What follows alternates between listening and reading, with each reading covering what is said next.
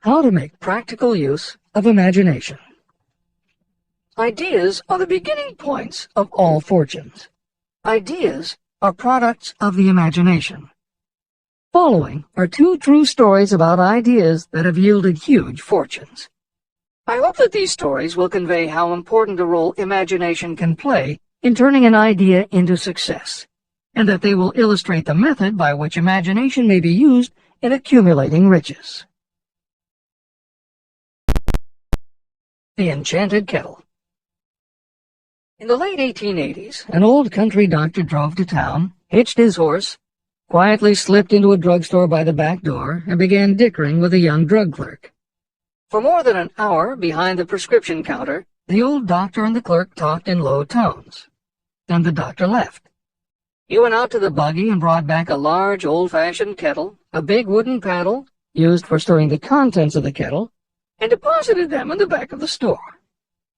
The clerk inspected the kettle, reached into his inside pocket, took out a roll of bills, and handed it over to the doctor. The roll contained exactly $500, the clerk's entire savings. The doctor handed over a small slip of paper on which was written a secret formula. The words on that small slip of paper were worth a king's ransom, but not to the doctor. Those magic words were needed to start the kettle to boiling, but neither the doctor nor the young clerk knew what fabulous fortunes were destined to flow from that kettle. The old doctor was glad to sell the outfit for $500. The clerk was taking a big chance by staking his entire life savings on a mere scrap of paper and an old kettle. He never dreamed his investment would start a kettle to overflowing with gold that would one day surpass the miraculous performance of Aladdin's lamp. What the clerk really purchased was an idea. The old kettle and the wooden paddle and the secret message on a slip of paper were incidental. The miracle of that kettle only began to take place after the new owner mixed with the secret instructions an ingredient of which the doctor knew nothing.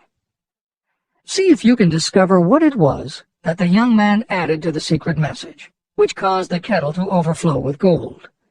Here you have a story of facts stranger than fiction, facts that began in the form of an idea. Just look at the vast fortunes of gold this idea has produced. It has paid, and still pays, huge fortunes to men and women all over the world who distribute the contents of the kettle to millions of people. The old kettle is now one of the world's largest consumers of sugar, thus providing jobs to thousands of men and women engaged in growing sugarcane and in refining and marketing sugar. The old kettle consumes annually millions of bottles and cans, providing jobs to huge numbers of workers. The old kettle gives employment to an army of clerks, stenographers, copywriters, and advertising experts throughout the nation.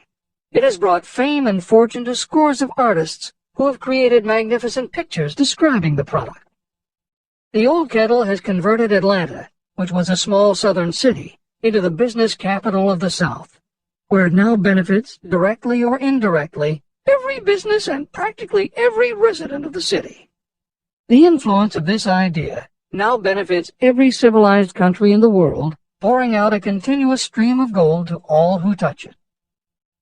Gold from the kettle built and maintains one of the most prominent colleges of the South, where thousands of young people receive the training essential for success.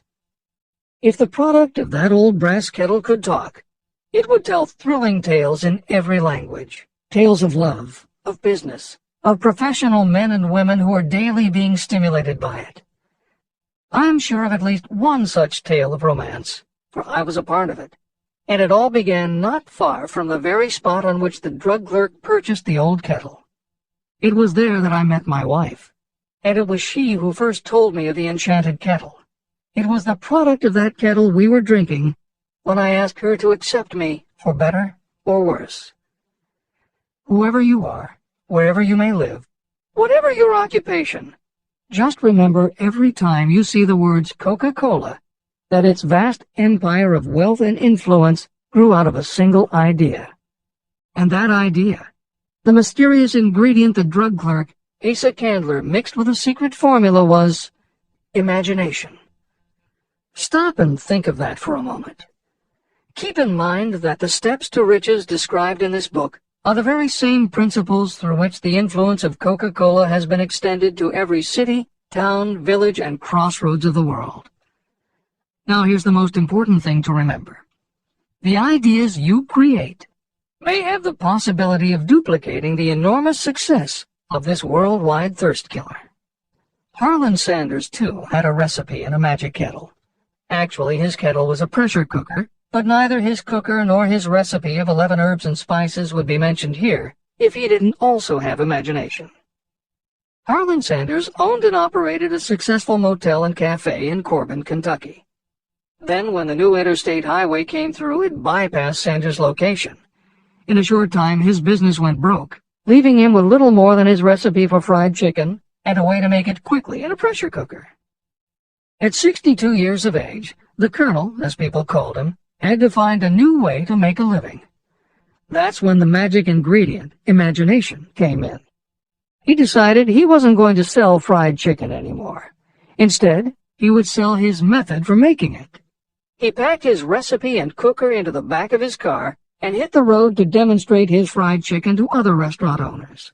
In the first 2 years, he managed to sell 5 franchises. 2 years later, he'd sold 200. 4 years later, he was up to 600 locations when he was approached by an investment group to sell his company. Recognizing that the magic wasn't just in the kettle or the recipe, the new owners asked Colonel Sanders to stay on as spokesman for the company, which he did until his death in 1980. Today, there are almost 12,000 KFC locations in more than 80 countries with sales of nearly $10 billion a year. Debbie Fields was a 20-year-old housewife who loved to bake cookies. She had no formal education and no business experience, but she had a recipe and an imaginative idea that people would like to buy fresh, hot, soft cookies from a walk-up store. The business people and bankers she approached told her she was crazy, but she and her husband continued to pitch her idea to banker after banker until they finally wore one down enough to give Debbie Fields a loan to open a store in Palo Alto, California. By noon on her first day, she still hadn't sold a cookie, so she went out into the street and gave away samples. That did it. Her walk-in try-a-sample cookie store took off. Today, Mrs. Fields' stores are all across America. Harvard Business School uses her methods as a case study in efficiency, and Debbie Fields has become a best-selling author, an in-demand motivational speaker, and a television personality. Wally Famous Amos was a Los Angeles talent agent who copied a cookie recipe off the back of a bag of Nestle's chocolate chips. He made a few changes to personalize the recipe and started to give out his version of homemade cookies as a sort of calling card. His clients and business associates liked them so much that Wally finally decided to quit show business and open a store. He did it with a Hollywood agent's flair. He opened on Sunset Boulevard with 2,000 invitations, a red carpet, and celebrities.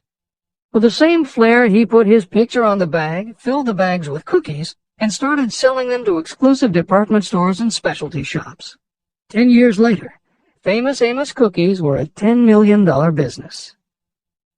Ray Kroc was over 50 and selling milkshake mixers when he heard about a hamburger stand in California, owned by Dick and Mac McDonald, that was doing great business. He packed his car and headed to San Bernardino to check it out. What he saw was a sit-down restaurant that had a limited menu featuring a good hamburger recipe, and they were serving them faster than any place he'd ever seen. Figuring that if there were more places like this, he could sell them a lot of milkshake mixers, Kroc pitched the McDonald brothers on the idea of opening some more McDonald's. They were interested, but they didn't know who they could get to open the new restaurants. This time, it was a recipe and a magic griddle, but it still needed the extra ingredient, imagination. On the spot, Ray Kroc offered to go into business with them and open the restaurants himself. According to the signs on the golden arches, Ray Kroc's imagination paid off in billions of hamburgers sold. In 1982, Howard Schultz went to work as the director of marketing for a small coffee importer wholesaler called Starbucks, which had only one location in Seattle's Pike Place market. While he was on a trip to Italy, Schultz got the idea that the coffee bar culture he saw in Milan could be transposed to the downtown Seattle scene. he convinced the company to try it. His coffeehouse idea was such a success that Schultz went out and raised the money to buy the company. 5 years after he joined Starbucks, he was CEO of a company that had 17 locations. 15 years later, Schultz's coffeehouse culture was on every corner of America, and there were more than 7,000 Starbucks worldwide. As a final example of imagination, we offer Paul Newman's salad dressing.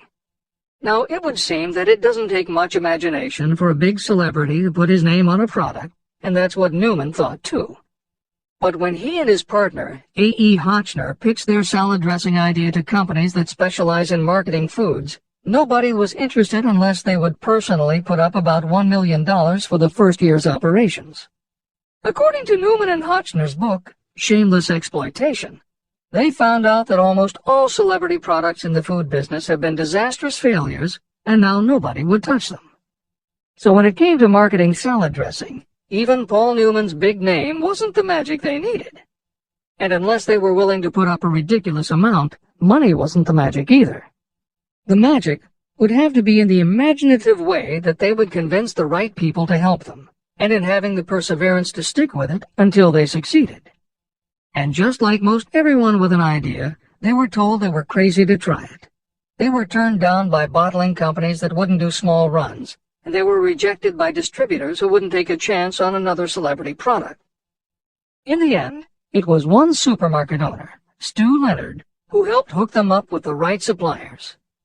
But even that wouldn't have been enough if Stu Leonard hadn't had enough imagination to see the possibilities and agree to put Newman's own salad dressing on the shelves in his store. 15 years later, Newman's Own Brands was a $100 million company, which gives all profits to charity.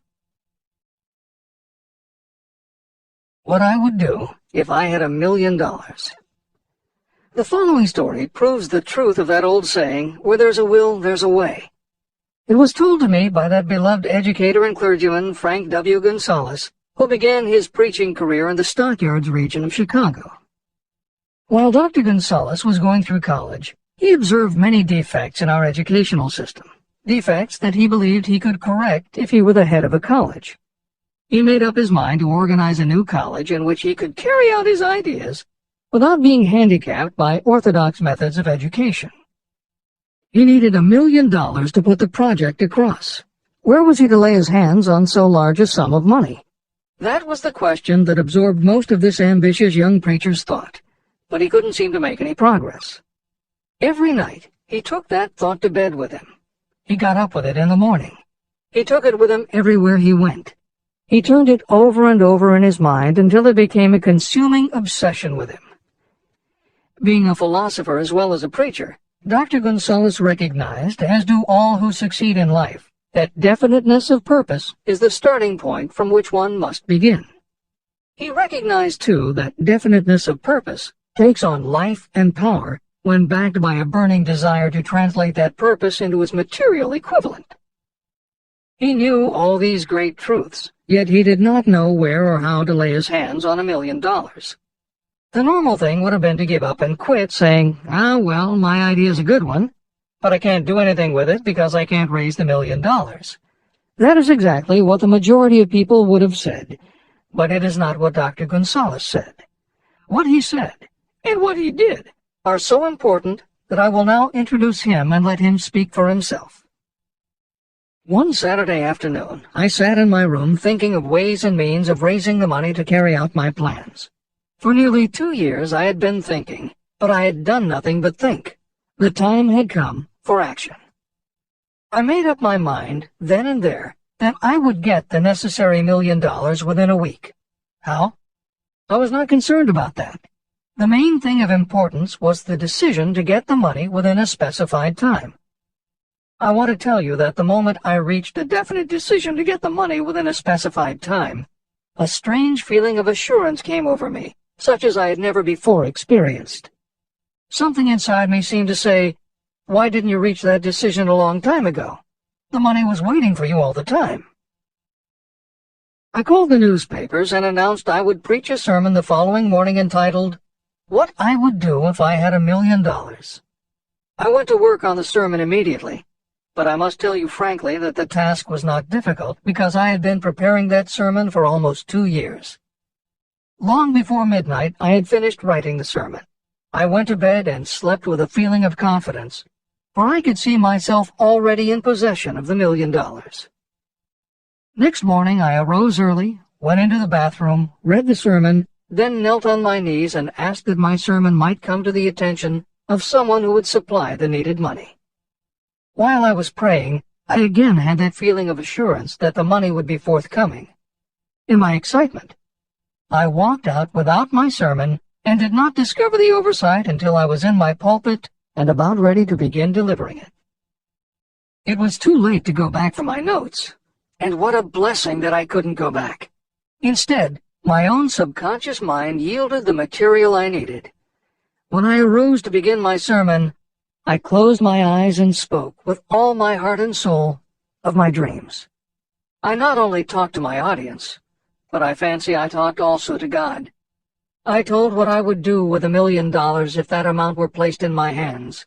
I described the plan I had in mind for organizing a great educational institution, where young people would learn to do practical things and at the same time develop their minds. When I had finished and sat down, a man slowly arose from his seat, about 3 rows from the rear, and made his way toward the pulpit. I wondered what he was going to do. He came into the pulpit, extended his hand, and said, "Reverend, I liked your sermon. I believe you can do everything you said you would if you had $1 million. To prove that I believe in you and your sermon, if you will come to my office tomorrow morning, I will give you the $1 million. My name is Philip D. Armour." Young Gonzalez went to Mr. Armour's office, and the $1 million was presented to him. With that money, he founded the Armour Institute of Technology, now known as Illinois Institute of Technology. The $1 million that launched the Armour Institute came as the result of an idea. Behind the idea was a desire that young Gonzalez had been nursing in his mind for almost 2 years. Observe this important fact. He got the money within 36 hours after he reached a definite decision in his own mind to get it, and decided upon a definite plan for getting it. There was nothing new or unique about young Gonzalez vaguely thinking about $1 million and weakly hoping for it. Others have had similar thoughts. But there was something very unique and different about the decision he reached on that memorable Saturday, when he put vagueness into the background and definitely said, "I will get that money within a week." The principle through which Dr. Gonzalez got his $1 million is still alive. It is available to you. This universal law is as workable today as it was when the young preacher made use of it so successfully. The Armour Institute of Technology opened in 1893, offering courses in engineering, chemistry, architecture, and library science, and in 1940 became the Illinois Institute of Technology when the Armour Institute merged with the Lewis Institute, a Chicago college that had opened in 1895 and offered liberal arts as well as science and engineering courses. In 1949, the Institute of Design, founded in 1937, also merged with IIT, followed in 1969 by the Chicago-Kent College of Law and the Stewart School of Business, and in 1986 by the Midwest College of Engineering. Today there are several campuses in downtown Chicago. IIT has been called the alma mater of accomplishments.